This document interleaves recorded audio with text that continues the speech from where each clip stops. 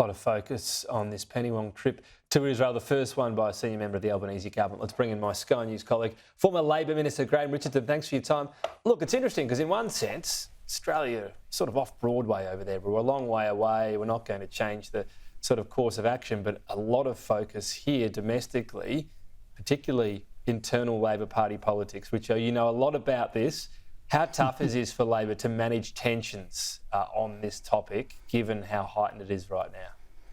Well, it's always tough to manage anything when it comes to conflict within the Labor Party, because you've got two, well-structured factions who've got their tentacles everywhere, and so when they line up for battle, it's always a big deal. And this time they seem to be lining up and looking for a fight. Is the challenge here for Labor, they have to treat this seriously, but not to try to elevate it? Because on the coalition side, it's a bit simpler in many senses. They're pretty unified on it. Their voters generally have a pretty strong view on it. It's more towards the Israel self-defence side. And for Labor, the more they talk about it, the more they're going to expose division. So that's the challenge, is it to sort of, as much as possible, avoid delving into it?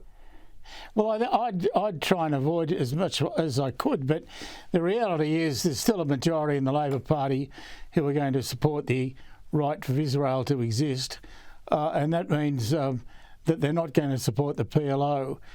So while there's going to be solid support within Labor for some of the factions in the PLO, I don't think they've got majority support. They certainly have never managed to have it at a conference, and I can't imagine they will in the future. Not in the immediate future anyway. Artificial intelligence in the headlines today. Look, not a lot of actual movement here. There's an expert group. There's talk of what Labor will sort of make mandatory in terms of revelations here. But what do people want to hear about this? Because the big thing is what AI is going to do is disrupt white-collar jobs more than ever before, Richo. Previously, technology sort of took out a lot of blue-collar. This is going to be white-collar. But Labor can't make guarantees about this, can it? How do they sort of soothsay for voters on this? I don't know. They're going to have to try and smooth their way in the middle, because it's a very difficult one. And you can't, in a sense, take sides. This is something that's going to increasingly be used.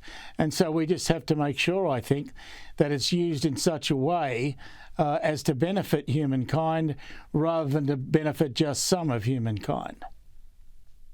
It's one of those things where if you're young enough, you'll say, great, I'm across AI, my job goes, I can retrain. So you're talking about maybe 40, 50 plus, maybe as well, people with kids worried that what they're about to study might be obsolete. That's the concern, isn't it? We know technology always takes jobs and it provides them, but it's natural to be concerned. One of the problems that's been around for the last couple of 100 years is that as technology advances, some jobs go. That's always the case. You can't change that.